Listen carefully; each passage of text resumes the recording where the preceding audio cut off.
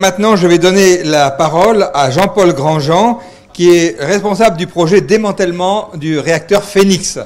Donc Phénix, qui a fonctionné de manière super pendant une bonne période, a été arrêté récemment, et maintenant, il va tout nous expliquer sur l'avenir, la phase suivante. Merci Jean-Paul, à toi. Bonjour. Donc, je m'appelle Jean-Paul Grandjean, j'appartiens donc au dépôt de Marcoule. Donc, je suis en charge de la cellule qui s'occupe du démantèlement des réacteurs de Marcoule et plus précisément donc, du démantèlement de la centrale Phénix. Donc, je suis en charge de ces missions depuis un mois et demi. Donc, la centrale Phénix donc, est implantée au nord de Marcoule. Donc, vous voyez une vue aérienne de la centrale, avec donc les ateliers qui sont situés à l'ouest, le bâtiment de conduite qui est situé à l'est, et au centre, on a quatre bâtiments. Donc le plus au sud, le bâtiment manutention, dans lequel se font les entrées-sorties des matériels et de combustible. Le réacteur qui est au centre. Ah ben voilà.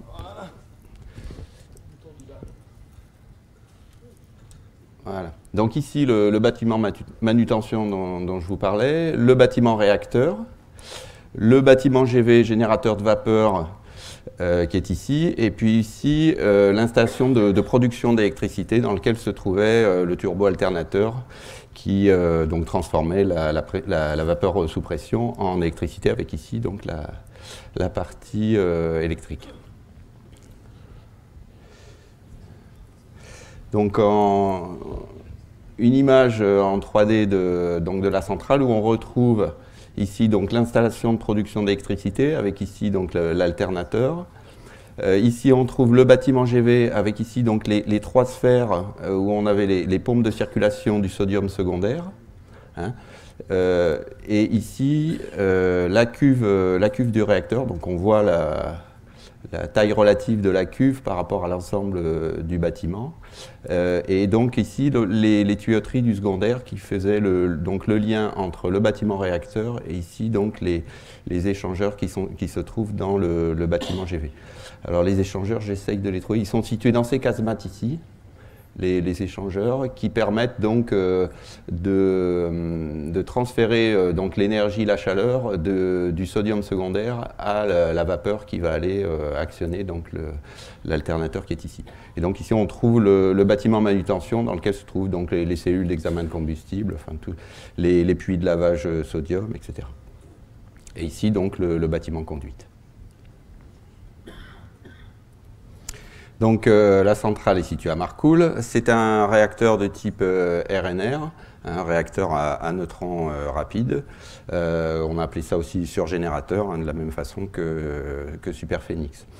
Le caloporteur donc du circuit primaire et du circuit secondaire, c'est le sodium qui a été choisi pour ses qualités donc justement de caloporteur, mais qui présente donc aussi un certain nombre de risques chimiques. Et c'est la particularité de cette centrale par rapport aux centrales REP. Et on verra dans quelle mesure ça va impacter la stratégie de démantèlement. Donc on a un circuit secondaire entre le circuit primaire et l'eau de l'installation de production électrique. La puissance nominale en thermique, donc 563 MW, et en électrique 250 MW, ce qui représente un assez bon rendement de l'ordre de 40% qui est supérieur aux centrales REP. Et c'est lié essentiellement à la température à laquelle on peut faire monter la vapeur qui actionne l'alternateur. Quelques dates. Donc la première divergence en 73, il manque la date de démarrage du chantier, c'était 68, donc on parlait tout à l'heure des délais de construction sur Grenoble. Construire Phénix aujourd'hui en 5 ans, ça ne serait pas possible. Donc première divergence en 73 avec couplage au réseau en 74. Donc une exploitation jusqu'en 99. Avec entre-temps donc l'arrêt de Super Phénix. Alors je signale l'arrêt de Super Phénix parce que Phénix ensuite est devenu le seul réacteur dans lequel on pouvait faire un certain nombre d'expériences, en particulier les expériences de transmutation. Donc à partir de 99, donc, il y a eu une réévaluation de sûreté très importante de fait sur Phénix. En particulier, donc, il y a eu une réévaluation, donc pas mal d'inspections sur la cuve, le couvercle, et puis une réévaluation sismique du bâtiment, donc, qui a duré 4 ans. Un redémarrage en 2003, avec, donc, comme je disais, des manips faites dans le cadre de la loi Bataille. 100 000 heures de couplage au réseau à partir de 2003 et donc fonctionnement alors à puissance un petit peu réduite par rapport à avant 99 et un arrêt de production en 2009. Donc en 2010-2011, on a commencé les opérations de mise à l'arrêt définitive dans le contexte du référentiel actuel de sûreté. Et fin 2011, on a envoyé donc la demande de décret de démantèlement à l'autorité de sûreté, laquelle demande est en cours d'instruction. Alors, les grandes phases du démantèlement de Phénix, donc on est dans les mêmes échéances hein, que pour UP1, c'est-à-dire voilà, on envisage une fin de démantèlement dans les années 2040. Ce qui n'empêche pas de s'intéresser de très près aux premières années. Alors, par quoi on va commencer? On veut essentiellement, dans un premier temps, éliminer les risques principaux du réacteur que constituent la radioactivité du combustible et le risque chimique lié au sodium. Donc l'évacuation du combustible, elle peut se faire pardon, dans le cadre du référentiel actuel de sûreté, puisque le Phénix a eu des déchargements et des rechargements de cœur pendant son exploitation, donc ça c'est connu. Et donc on enclenche le déchargement du cœur qui devrait se poursuivre jusque dans les années 2017-2020. Dès qu'on le pourra, alors le sodium du primaire, on va pas y toucher tant qu'on n'aura pas fini l'évacuation du combustible, puisque le sodium du primaire est nécessaire donc, au maintien en température de la cuve. Par contre, on va commencer à traiter le sodium du secondaire dans les prochaines années. Donc on a un circuit secondaire un circuit pilote sur lequel on envisage donc de faire de finir la vidange et de traiter ce circuit par carbonatation. Et donc le traitement du sodium, lui, ira jusque dans les années 2030, on le verra par la suite, et ensuite donc l'élimination complète des matières radioactives, donc ça va être le démantèlement de la cuve du primaire et le démantèlement des cellules de traitement des assemblages. Alors, une des particularités de Phénix, c'est que pour démanteler l'installation, il nous faut investir sur des installations neuves. On n'a pas aujourd'hui à proximité d'installation de traitement de sodium, donc il nous faut construire un bâtiment neuf qu'on appelle NOAA. NOAA étant aussi le nom du procédé de traitement du sodium qui est actuellement utilisé à la fois sur Superphénix, qui a été mis au point à l'époque sur Rhapsody et qui a été aussi utilisé par les Anglais à Dounreay.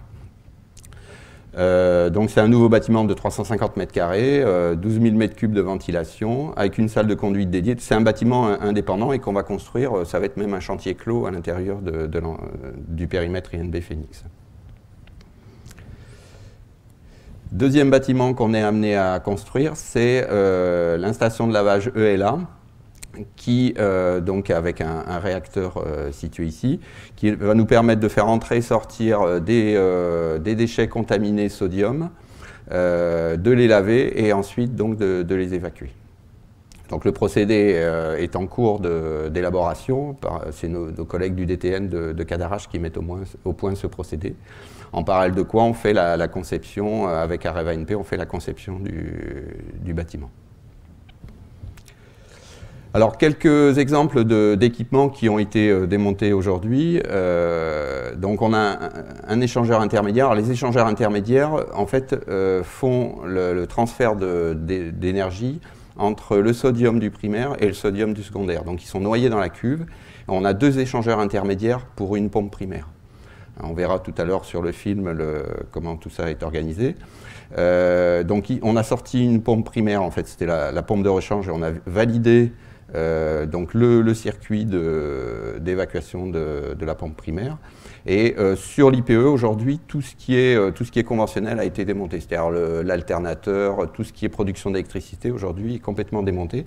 Et on a un IPE qui est complètement libre et qui va nous servir pour installer pour entreposer des déchets sodés et installer un certain nombre d'utilités qui nous serviront au démantèlement. Voilà, donc j'aurais cité mes collègues Daniel Diligent, Myriam Deluge, Vincent Lerat et Pascal Blin qui m'ont aidé à présenter à concevoir cette présentation. Et je vais vous présenter un film. Alors, je ne sais pas où on en est au niveau timing. Donc je vais prendre la version courte.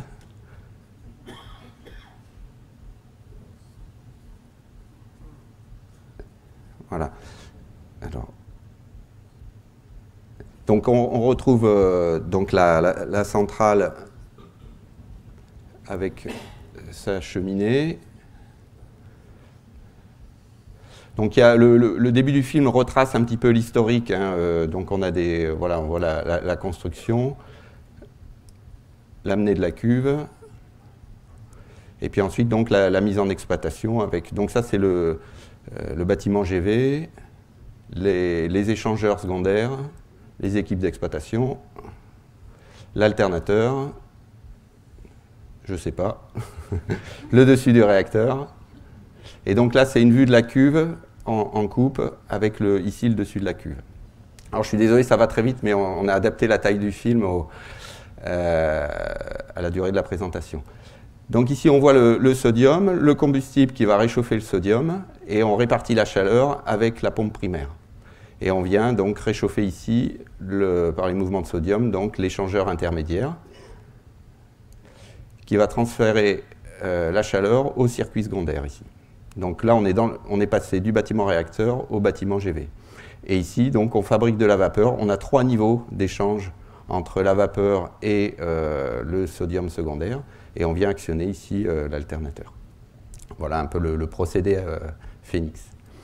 Donc on est aussi ici sur des opérations, ce qu'on appelle les OPMAD, mise à l'arrêt définitif. Et on va commencer par le déchargement des gros composants. Donc on retourne dans le bâtiment, dans la zone de manutention. Voilà. Donc pour décharger les gros composants, on utilise une hotte blindée d'une taille conséquente. Donc on passe ici, on a des systèmes de SAS qui permettent de passer du bâtiment manutention au bâtiment réacteur. Donc on dégage le dessus de la... Donc ça c'est la motorisation de la pompe primaire. On va dégager le dessus de la pompe et on va ajouter une virole qui permet de créer en fait un sas de confinement entre la partie cuve et le haut du réacteur. Donc on vient poser la hotte sur le réacteur et on extrait la pompe. Ça va un peu plus lentement dans la réalité. Voilà. Et on retourne dans le bâtiment manutention. Donc cette pompe,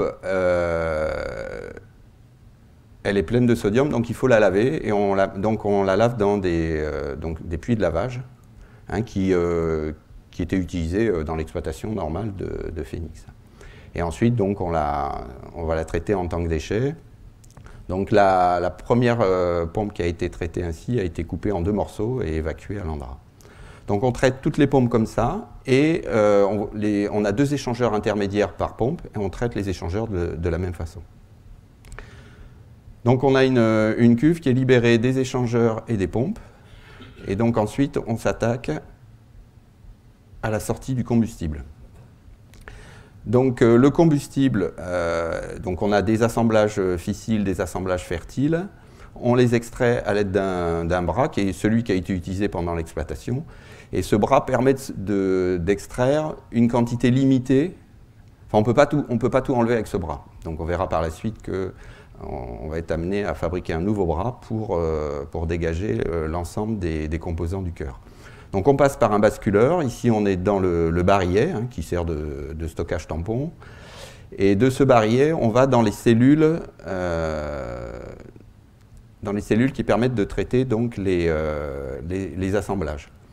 Alors les assemblages pour les traiter, on leur coupe la tête, on leur coupe le pied et on sort les aiguilles. Donc ces aiguilles vont être envoyées à la Hague pour être retraitées, hein, pour valoriser la matière, et tout le reste va partir, donc va être conditionné et va partir sur l'installation Diadème en entreposage intermédiaire avant d'être mis au stockage. Voilà, donc chacun s'en va dans son emballage.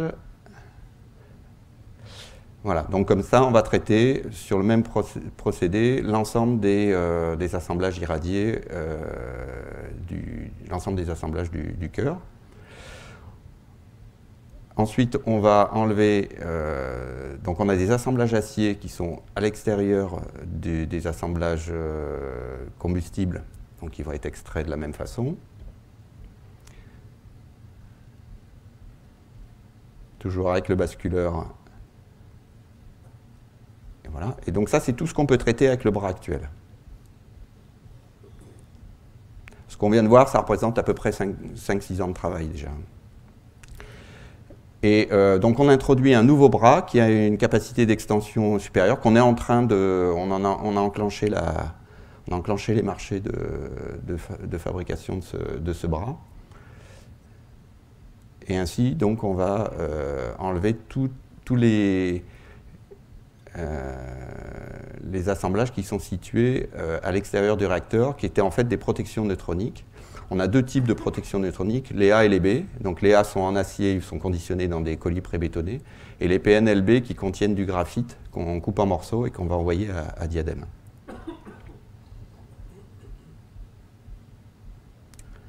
Voilà, donc chacun dans son petit camion. Et voilà. Donc on a une cuve, donc on a traité une grosse partie du risque radiologique en enlevant les assemblages. Alors en parallèle de ça, on va traiter, comme je dis, on a commencé même aujourd'hui, on va traiter le sodium du secondaire. Alors le sodium du secondaire, le circuit arrivé jusqu'au-dessus de la cuve, donc là on coupe le circuit et on le boucle de manière à pouvoir le vidanger. On enlève les motorisations, les pompes du circuit, et on va, donc là on a matérialisé le sodium en orange là, et on remplit des cuves du circuit. Ensuite on va traiter les rétentions, voilà, les rétentions qui sont, bon, un exemple qu'on a donné par ici, voilà. On crée des points bas et on vidange les rétentions. Et ensuite on va traiter donc par un procédé qu'on appelle carbonatation. Donc on introduit un mélange de CO2, c'est du CO2 humide en fait, qu'on introduit dans le circuit. C'est une voie plus douce que NOAA, hein, puisque c'est un gaz qu'on introduit, et on va créer du carbonate de sodium. Donc ça ressemble à, vous connaissez le carbonate de calcium, la craie, donc ça ressemble, c'est un produit tout à fait comparable au carbonate de sodium. Et ensuite on va vidanger les circuits et puis les découper. Donc, il nous reste la cuve qui est, elle, pleine de sodium. Donc, on la vidange, on va mettre le sodium dans des cuves de stockage. Là aussi, on a des rétentions. Donc, on a mis au point des systèmes de succion qui permettent de venir chercher le sodium au fond des rétentions. Voilà, qu'on voit ici. Hein, parce qu'on a des zones qui ne se vidangent pas naturellement. Alors, on en a sur les côtés ici, et puis on en a sur le fond du réacteur. Donc on va voir tout à l'heure comment on traite le fond du réacteur. Voilà, donc le niveau de sodium baisse, et on vient aspirer dans les rétentions ici, du sommier en l'occurrence.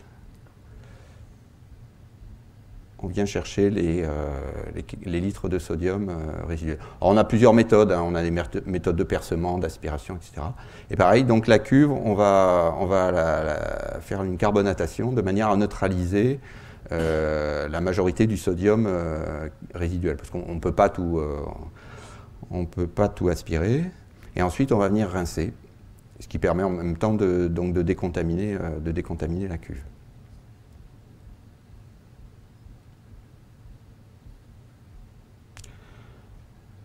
Voilà, donc, et ensuite on fait quelque chose qui peut paraître bizarre, c'est qu'on va remplir d'eau. Alors on a encore un peu de sodium, d'où les bulles d'hydrogène qui se produisent. Voilà, donc on remplit d'eau, on revidange, et c'est pas fini, on remplit d'eau. Alors à quoi ça va servir? C'est en fait, on va se servir de l'eau comme écran biologique, parce que le fond du réacteur, qui est un sommier avec pas mal de nickel, le nickel étant empoisonné par du cobalt, le cobalt étant activé par le réacteur, on a un débit de dose au niveau de ce sommier qui est très élevé. Et donc on se sert donc dans la plupart d'ailleurs des réacteurs, cette méthode a été utilisée. Toutes les pièces très activées sont démantelées sous eau. Et on va, pour évacuer donc ces déchets très irradiants, on construit une cellule au-dessus du réacteur. Donc on va faire une visite virtuelle de cette cellule. Donc à l'intérieur de la cuve, voilà, on a le sommier ici, donc on va le couper en gros morceaux. Voilà, on voit les morceaux ici qui remontent dans la cellule. Et puis toutes les découpes secondaires se font avec des télémanipulateurs dans la cellule, avec ici le conditionnement en déchets. Donc on a un sas d'entrée-sortie des déchets. Et voilà, et comme ça on traite tout le fond de la cuve. Et dès que le niveau d'irradiation est assez bas, on enlève donc l'eau et puis on traite le reste. Voilà. Et in fine, on va se retrouver avec une cuve. Donc on a la virole externe qui va être découpée et puis on se retrouve avec du béton. Alors, ensuite, on a illustré le traitement du sodium. Donc, je vous parlais tout à l'heure d'un bâtiment que l'on crée spécifiquement pour ça. Donc, c'est le bâtiment NOAA. Donc, on voit, c'est une INB en soi. Hein. Donc, avec des cuves de stockage et puis le réacteur qui permet c'est un réacteur chimique, hein, qui permet de traiter ce sodium. Donc, ici, on a une vue du procédé avec donc la cuve d'entreposage du sodium. Et ici, donc, le procédé permet donc d'envoyer un petit peu de sodium, un petit peu d'eau, un petit peu de sodium, tout ça sous une atmosphère neutre, de manière à gérer le risque hydrogène. Et ici, donc, on évacue l'hydrogène à la cheminée, moyennant un traitement des gaz. Donc le sodium du primaire, lui, est contaminé, donc il est envoyé la soude est envoyée à la stèle, et la soude du secondaire qui n'est pas contaminée est envoyée sur Centraco. Alors ensuite, on a illustré le traitement des déchets sodés avec donc le traitement d'un piège froid. Alors les pièges froids, c'est des pièces qui font 3,50 m de haut sur 1,50 m de diamètre. C'est en fait un genre de laine d'acier, hein, des gros morceaux de laine d'acier qui servaient à filtrer le sodium pendant l'exploitation. Et donc ces pièges froids aujourd'hui contiennent une grande quantité de sodium, hein, plusieurs centaines de litres, et doivent être lavés de manière à d'une part traiter le sodium et d'autre part évacuer donc les parties métalliques. Donc on voit ici, on a matérialisé ici la partie filtrante, hein, qui est cette fameuse laine d'acier qu'on appelle, nous, tampon CNIT. Et donc on va découper en morceaux ce grand cylindre de manière à traiter morceau par morceau, justement, ce mélange de laine d'acier et de sodium. Alors, dans l'installation ELA, on traite tout un tas de déchets, mais ces pièces-là sont les pièces dimensionnantes pour l'installation. Donc on voit notre cylindre, on le coupe en morceaux, on met ça dans des paniers, on récupère les paniers et on les envoie sur la cellule ELA via un emballage de transport. Donc le bâtiment ELA, lui, sera construit en verrue par rapport à Phoenix. Là, on va créer une brèche à ce niveau-là de manière à pouvoir amener donc, nos déchets dans l'installation ELA. Donc ici, on descend notre panier, on évacue l'emballage,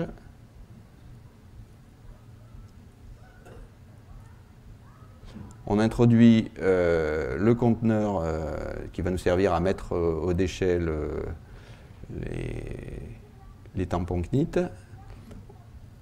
On met dans le réacteur, donc qui va nous permettre de neutraliser le sodium, on introduit donc les morceaux de piège froid.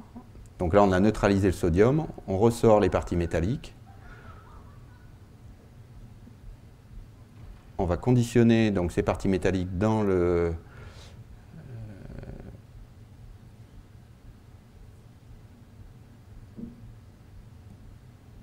voilà, dans le conteneur. On évacue le conteneur. Et voilà. Donc ainsi, on traitera. Alors, on a 80%, 90% des déchets proviennent de Phénix et on traitera aussi des déchets qui proviennent de Cadarache, en particulier de Rhapsody.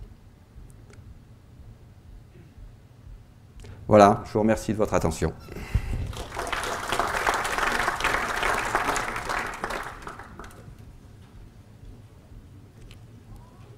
Some questions?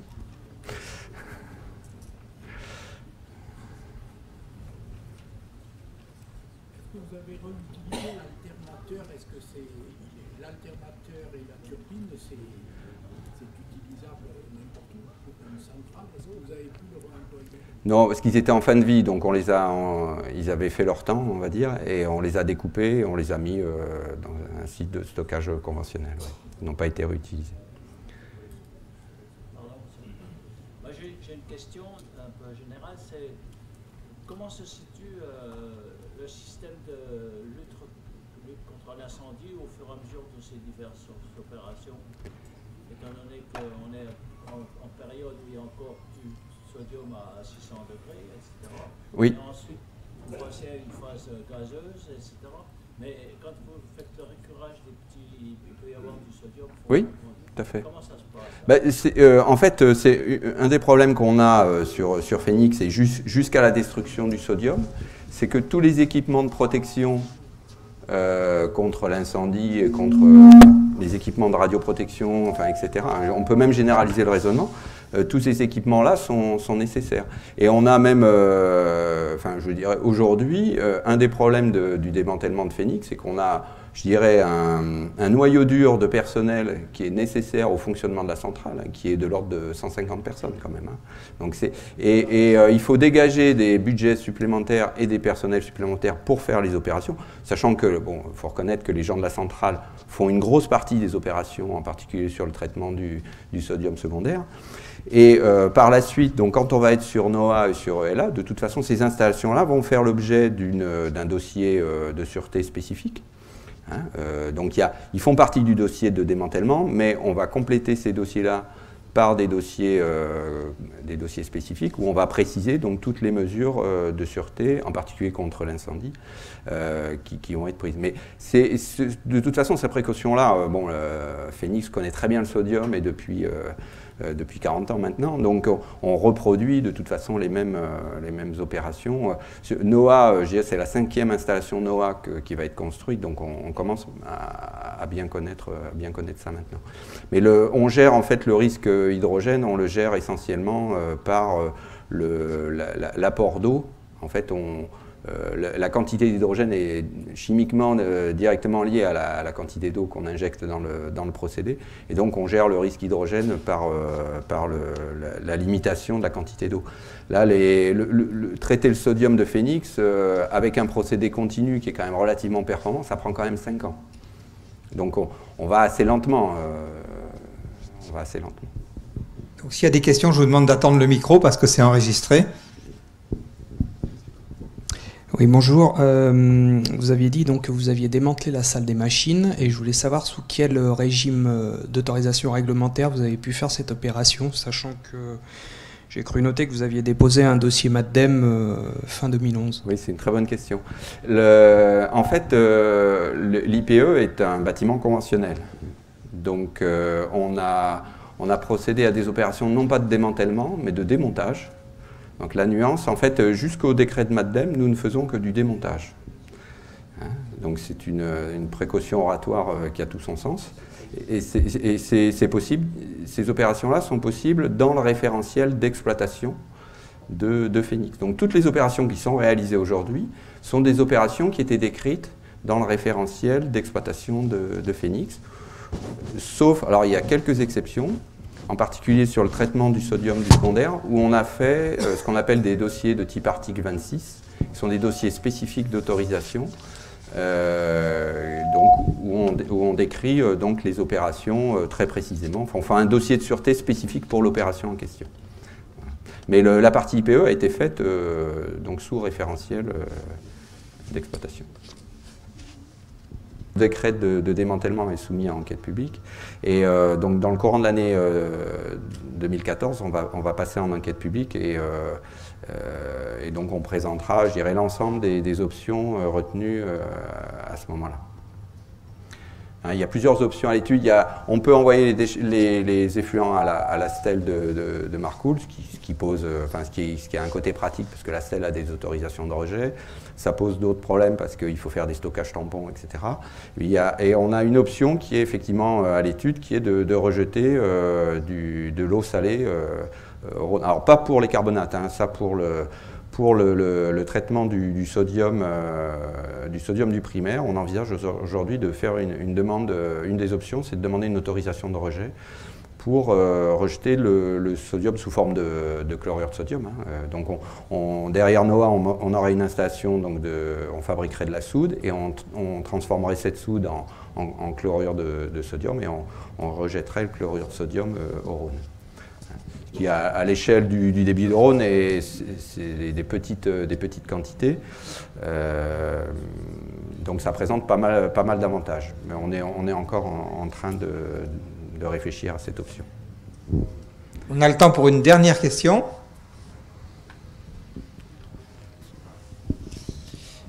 Vous avez fait référence au cas de Dounreay. J'aurais aimé savoir quelles en sont les synergies et si c'est une approche à 100% dupliquée ou en échange. Alors techniquement, je ne vais pas pouvoir vous répondre. Je vais vous répondre, je dirais, commercialement. Parce que Dounreay a été, en fait, le procédé NOAA a été mis au point par le CEA dans le caca d'Arrache dans les années 80-90. Il est exploité par Areva NP, anciennement Novatome. Donc Novatome l'avait mis en place à l'époque sur Rhapsody et l'a vendu aux Anglais sur Dounreay. Donc on utilise, et elle a aussi vendu à EDF pour Super Phénix. Et donc on reprend ce procédé-là. Alors on réutilise le REX au travers des gens, au travers d'Areva NP qui est notre ingénierie principale sur Phénix. Merci beaucoup, Jean-Paul. On peut l'applaudir.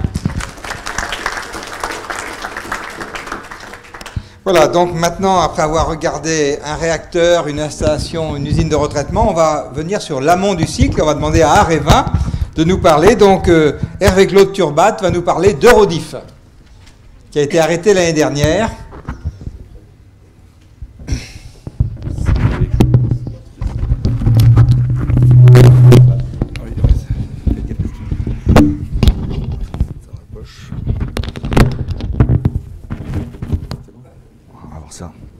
Ça a l'air d'aller. Alors, je vais essayer de reprendre la main. Il ne veut pas échapper. Attendez. Là. C'est bon.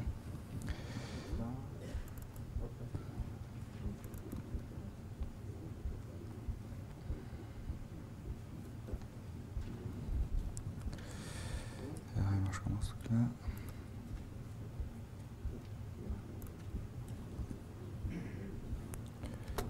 D'accord. Voilà, on y arrive. Donc, bonjour à tous. Donc, Hervé-Claude Turbat, Eurodif, chef de projet pour le démantèlement de l'installation d'Eurodif. Donc, le but de mon exposé est de vous présenter comment nous avons défini notre scénario de démantèlement, en tous les cas le scénario que nous envisageons à ce stade. Nous sommes dans les phases de recherche de notre scénario actuellement et n'avons pas encore enclenché le démantèlement par lui-même. Comme on vient de le dire, cette installation a été arrêtée l'année dernière et maintenant va faire l'objet d'une phase de rinçage. Je reviendrai là-dessus un peu plus tard. Donc ici, vous avez une photo d'Eurodif et principalement des 4 bâtiments qui comporte le procédé de diffusion gazeuse, ainsi que les 2 cheminées associées que vous pouvez voir lorsque vous passez sur l'autoroute au niveau de Bolène. Bon, ces cheminées ici fumées, maintenant elles sont à l'arrêt, donc c'est terminé, il n'y a plus de fumée au niveau de ces cheminées. J'ai prévu de décomposer mon exposé en 4 parties. Donc, dans un premier temps, je vais vous présenter le périmètre de l'INB 93, donc de Rodif. Qu'est-ce que nous voulons démanteler? Qu'est-ce qu'il y a à traiter dans le cadre du projet de démantèlement? Je vous présenterai plus exactement la cascade de diffusion gazeuse. Donc, c'est le procédé qui est inclus dans les 4 bâtiments que je vous ai montrés.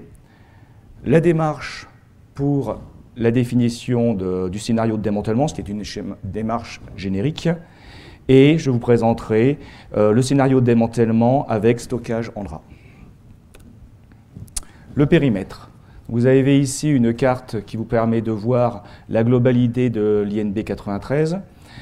En rouge ou en orange, vous avez les installations nucléaires et en vert, les installations conventionnelles.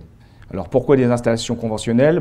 Pour des besoins d'implantation des installations de démantèlement. Ce qu'il faut savoir, c'est qu'il n'y a aucun atelier particulier de maintenance. On a un tout petit atelier, en tout cas pour gérer nos déchets. Donc nous allons devoir construire toutes les installations nécessaires au traitement des matériels que nous allons démanteler.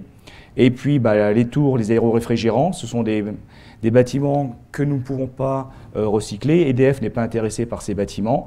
Leur coût de maintenance est relativement onéreux, donc il faudra les détruire.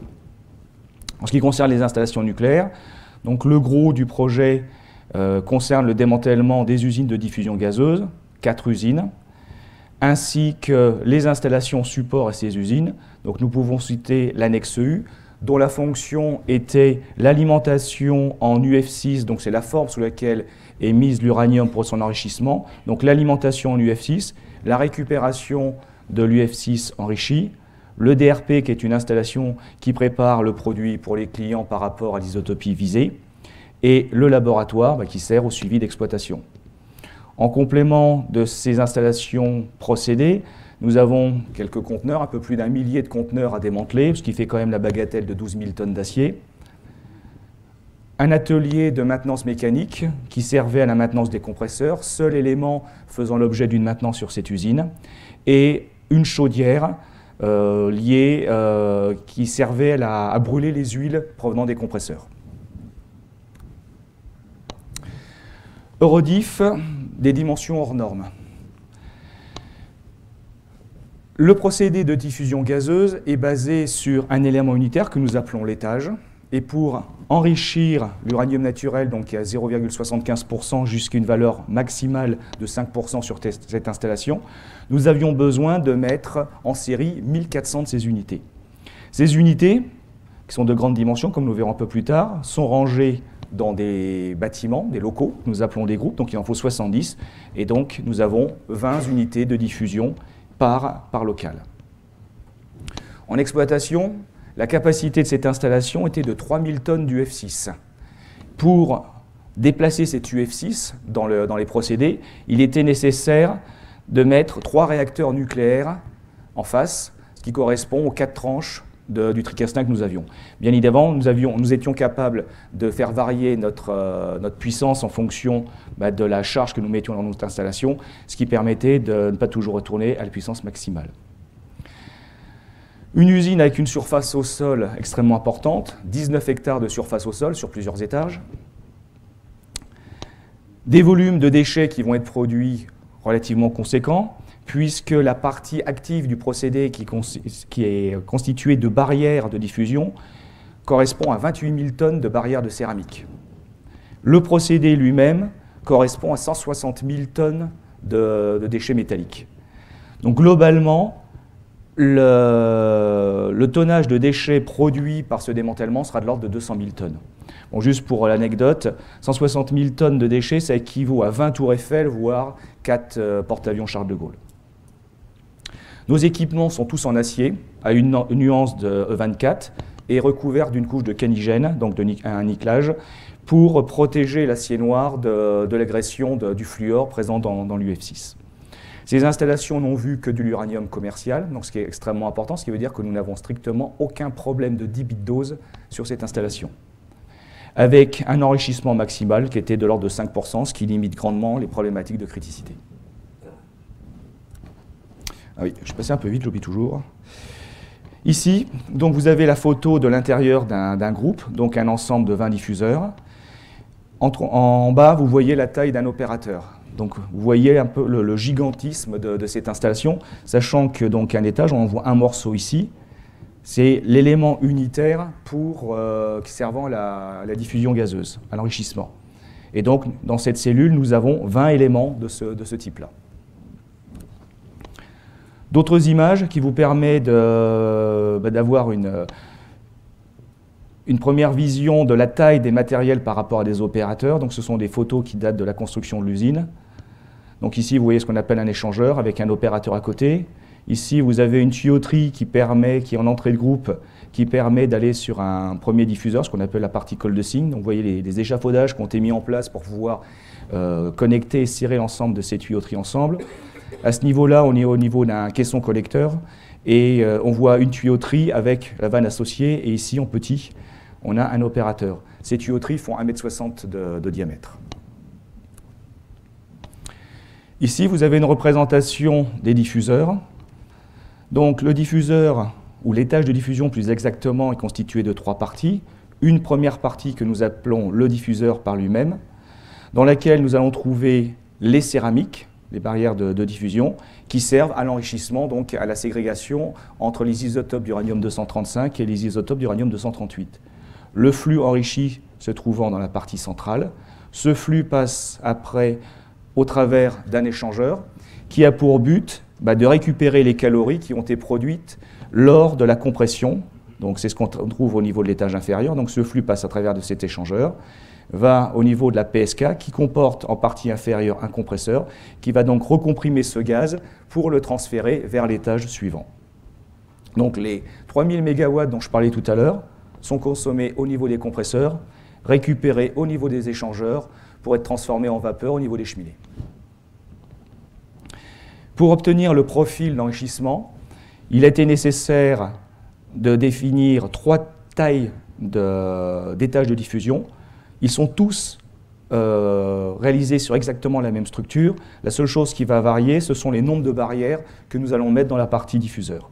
Donc nous avons la taille USG, qui est la plus grande taille. Nous avons 700 éléments de cette dimension qui ont une masse d'environ 130 tonnes unitaires. Pour une hauteur d'environ 21,50 m, on est à 4,90 m au niveau de la virole de diamètre et on doit être au niveau de 6,50 m dans sa partie la plus large, au niveau des mamelles.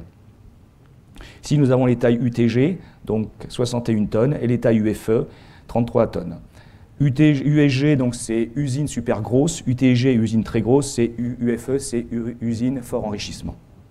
Vous voyez ici, à titre indicatif, la taille d'un opérateur par rapport à ces matériels.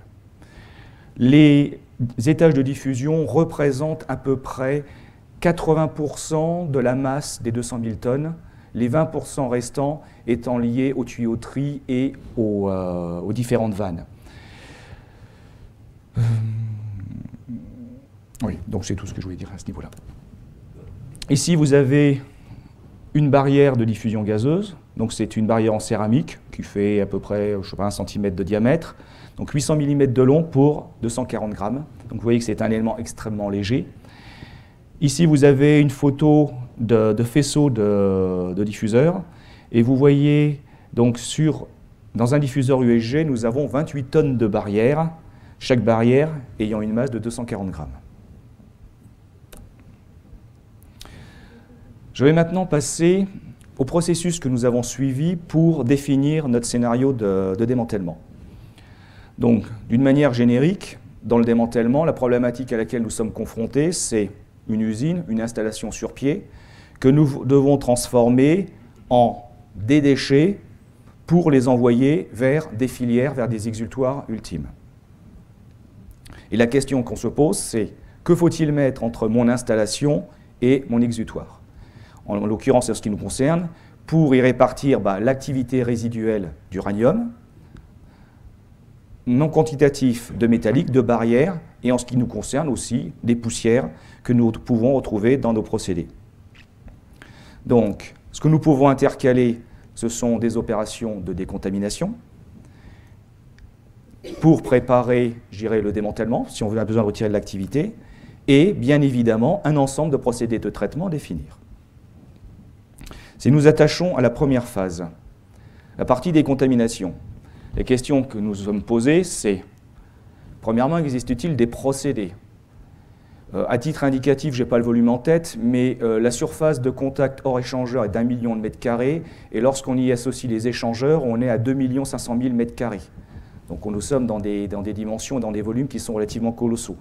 On est dans un procédé en gaz, donc des décontaminations liquides, ce n'est pas forcément évident. Donc quel type de procédé? J'aurais tendance à dire pour quel objectif? Est-ce que ça va nous permettre de faciliter les opérations de traitement? Est-ce que ça va nous permettre de faciliter notre problématique filière, de la rendre faisable, de diminuer ses coûts? Et puis, en l'occurrence, en ce qui nous concerne, puisque on est sur de l'uranium, est-ce qu'il y a un intérêt de valorisation et donc de récupérer de l'argent? Une fois que nous avons répondu à cette question, la deuxième question, c'est quel est notre état final visé à l'issue de ces opérations, qui sera notre état initial pour le démantèlement, et donc quelle sera la quantité d'U résiduelle dans notre installation, et comment cet uranium pourra être réparti, ou devrons-nous le répartir, dans les différents équipements, matériaux constitutifs de notre installation. Ces informations sont nécessaires pour passer à la phase suivante, qui est de choisir notre exutoire. Comment répartir cette activité, ces matériaux, pour minimiser le coût au mètre cube? Est-ce qu'on peut aller vers des filières de stockage? Quel type de filière de stockage? Est-il nécessaire d'appliquer des procédés de décontamination? Si décontamination il y a, qu'allons-nous faire de l'uranium que nous allons récupérer? Nous devons minimiser les rejets, puisque les rejets, lors des procédés de traitement, vont vers une exutoire ultime qui est l'environnement. Et puis aussi une question que l'on se pose, c'est est-il possible de recycler? Et quoi? Et comment? Parce qu'il y a quand même un gros problème réglementaire en France, on en a parlé tout à l'heure. Il n'y a pas de seuil de libération, contrairement à ce qui se passe dans un certain nombre de pays européens, voire aux États-Unis. Donc, la filière étant définie, connaissant un jeu d'hypothèses d'activité, la dernière élément est quel type de procédé faut-il mettre en œuvre pour passer maintenant de mon installation aux filières choisies pour l'uranium résiduel estimé. Et à partir de ce moment-là, on repart dans le jeu de questionnement, quel type de procédé, quelles sont les faisabilités de ces procédés, quels sont les coûts de ces procédés, les durées de développement, quelle va être la durée de mon démantèlement, de mes aménagements, pour au final définir quel va être le coût à la tonne ou au mètre cube de ce que je vais produire. Ce coût et ces délais vont être comparés aux objectifs qu'on nous a donnés, du budget pour ce démantèlement. Soit nous sommes dans la fourchette recherchée, tant mieux, nous avons terminé, nous pouvons passer aux études et au démantèlement ultérieur. Soit nous n'avons pas réussi à converger, et à partir de ce moment-là, il faut réitérer tout le processus. S'est-on donné les bons objectifs de décontamination, donc d'état final? S'est-on donné les bons objectifs sur les filières, etc. etc. Donc maintenant, je vais vous présenter les réponses que nous avons données à ce stade. Donc en ce qui concerne, premièrement, la phase de décontamination. Donc nous avons répondu positivement à cette question. Il nous est paru nécessaire de décontaminer nos circuits. Donc pour ce faire, nous avons une phase que nous avons appelée prisme, phase qui est en cours d'autorisation par les autorités de sûreté. Nous sommes dans l'attente de leur autorisation. Donc nous devons enclencher ces opérations courantes cette année pour une durée de 3 ans. Cette phase de décontamination a un objectif double. Elle a un premier objectif qui est la décontamination en tant que telle, pour retirer un maximum d'uranium et pour pouvoir rendre nos déchets compatibles avec un stockage TFA, ou plus exactement avoir des déchets de type TFA. Le procédé retenu est l'utilisation de CELF3, procédé que nous utilisions en exploitation, qui a la capacité de régénérer les formes solides provenant de la dégradation de l'UF6 sur les produits de corrosion dans nos circuits en UF6, donc une forme directement valorisable. Donc, on utilise un gaz qui était utilisé en exploitation, je dirais, pour purifier et maintenir le bon état de notre installation. Nous allons l'utiliser à grande échelle pour cette fois-ci retirer tout l'uranium ou un maximum d'uranium présent dans nos circuits. Le deuxième point qui est aussi extrêmement important, qui ne concerne plus de la décontamination mais de la préparation au démantèlement, concerne l'hydrolyse de l'UF6 résiduel après ces opérations de décontamination. Tous nos circuits sont les circuits qui sont soit sous UF6, soit sous azote, donc atmosphère neutre, pendant toute la phase d'exploitation et pendant toute cette phase. À la fin, nous ferons rentrer de l'air humide, suivant donc un réglage spécifique, de telle sorte à pouvoir éliminer tout l'HF résultant de l'hydrolyse de l'UF6 sous forme du O2F2. Ce qui permettra de dédouaner le démantèlement de ce risque, en tous les cas de le limiter grandement. Maintenant, le jeu d'hypothèse. Comment avons-nous fait notre jeu d'hypothèse? Bon, déjà, bien évidemment, nous sommes définis des objectifs en termes de décontamination, sur la base d'investigation et d'essais, et d'investigation après essai de macération. Donc, nous avons réalisé des analyses sur nos REX de maintenance pour avoir des informations sur les quantités résiduelles que nous pourrions trouver dans notre installation. Nous avons fait des investigations sur site directement sur des équipements. Donc, vous avez vu la taille des équipements, donc vous imaginez la complexité, nous verrons quelques photos après. Et nous avons fait des analyses laboratoires sur des prélèvements réalisés. Des prélèvements de barrières, des prélèvements de poussière, ainsi que des prélèvements de métalliques, sur lesquels nous avons fait des analyses de métallographie. Vous avez ici, à titre indicatif, une représentation d'une analyse de métallographie. Nous voyons ici la partie métallique, la couche de nickel qui fait 25 microns, et nous voyons une contamination résiduelle, nommée ici amas, mais ce qu'il faut savoir, c'est que cet amas fait 2 microns. Donc à l'issue de nos opérations de décontamination par CLF3, nous avons une contamination résiduelle qui est de l'ordre atomique, qui est au niveau atomique. Et ce qui est extrêmement important, c'est que ce procédé n'a pas, je dirais, de facteur de décontamination. C'est-à-dire que nous n'avons pas un résiduel qui est lié à ce que nous avions initialement. Ce n'est pas 99%, 80%, etc. Quelle que soit la quantité d'uranium présent initialement, nous avons toujours le même état final, ce qui est extrêmement intéressant pour nous. En tous les cas, c'est ce que nous avons pu conclure sur la base des investigations que nous avons pu faire. Ces données radiologiques sont rentrées dans une base de données qui comporte déjà l'inventaire de tous nos matériels.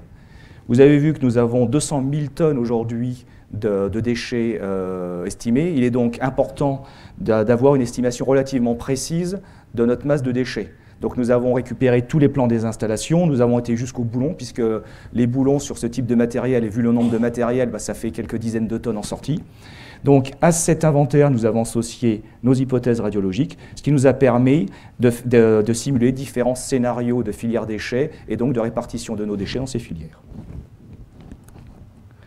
Vous avez ici des photos qui vous présentent des opérations d'investigation. À ce niveau-là, vous avez un opérateur qui fait un prélèvement sur un diffuseur. Donc si on prend le diffuseur qui est à côté, ça veut dire que l'opérateur est à hauteur. Sachant que ça correspond à la PSD. Donc en dessous, nous avons encore l'échangeur et la PSK avec son compresseur. Donc en réalité, cet opérateur est à plus de 10 mètres de haut. Donc pour faire ces opérations, il a fallu d'une part percer un trou dans les viroles du diffuseur et d'autre part mettre en place tous les aménagements nécessaires pour faire travailler cet opérateur. L'atmosphère dans la zone où l'opérateur fait ses prélèvements est une atmosphère sous azote. Vous voyez ici la zone qui a été prélevée. Les zones de prélèvement sont toujours extrêmement limitées puisque nous avons des problèmes d'accessibilité, donc nous ne pouvons jamais aller plus loin que ce que vous voyez sur ce schéma. Ce qui veut dire que lorsque nous voulons refaire des prélèvements, nous devons déplacer toute notre structure, refaire des trous, etc., etc. Ici, vous avez des prélèvements de poussière au niveau d'une tape qui a été, donc le tape inférieur d'un diffuseur qui a été déposé. Donc de la même manière, ce diffuseur fait 84 tonnes. Nous avons dû retirer cet élément de la structure pour pouvoir faire toutes ces investigations. Bon, en l'occurrence, ici, c'est un diffuseur, c'est notre premier diffuseur sur lequel nous avons fait nos premiers essais de macération et sur lequel nous avons fait le plus d'investigations. Nous avons développé aussi une machine spécifique pour faire des inspections télévisuelles et des spectrométries à l'intérieur des diffuseurs. Donc pour pouvoir avoir une vision globale de ce qui se passait dans les diffuseurs.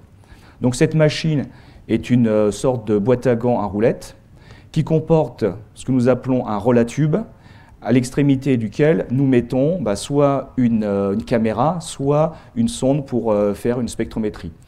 Donc ce qui est assez intéressant au niveau de cette machine, c'est que le rolatube est une bande à mémoire de forme qui, lorsqu'elle est rembobinée, est sous forme de sangle, et lorsqu'elle est débobinée, se met sous la forme d'un tube qui a la rigidité, donc une rigidité qui constitue un mât qui permet de positionner précisément l'engin de mesure par rapport à l'intérieur du diffuseur.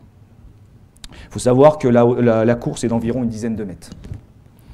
Vous voyez ici cette machine d'investigation en haut d'un diffuseur. Donc vous voyez que nous avions une hauteur sous plafond qui était extrêmement faible, d'où la nécessité d'avoir cette technologie spécifique. Il était impossible de mettre en place, de descendre des tubes. Pour réaliser ces investigations, il est nécessaire de faire des trous dans le dôme du diffuseur. Donc un diffuseur fait 21 mètres, donc on est à 21 mètres de haut, d'où la nécessité d'utiliser des ponts qui font la largeur de nos groupes. Un groupe fait d'une mémoire une cinquantaine de mètres de large, et donc nous utilisons un pont plateforme pour réaliser ces opérations. Vous avez ici le profil que nous obtenons sur un sur un diffuseur non macéré.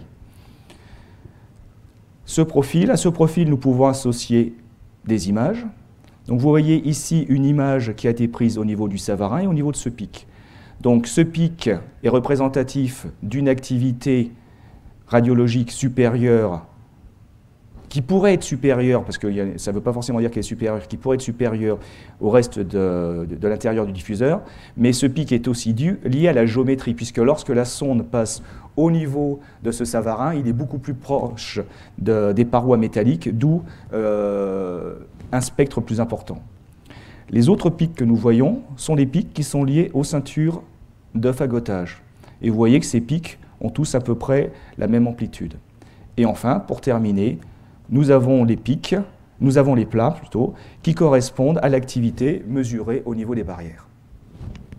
Donc ces spectres nous ont permis d'avoir des informations sur la répartition de la contamination dans un diffuseur en fonction des zones céramiques ou des zones métalliques. À titre d'information, après macération, nous avons un spectre qui est vertical. Nous avons perdu toutes ces petites protubérances et nous sommes quasiment au niveau de l'origine.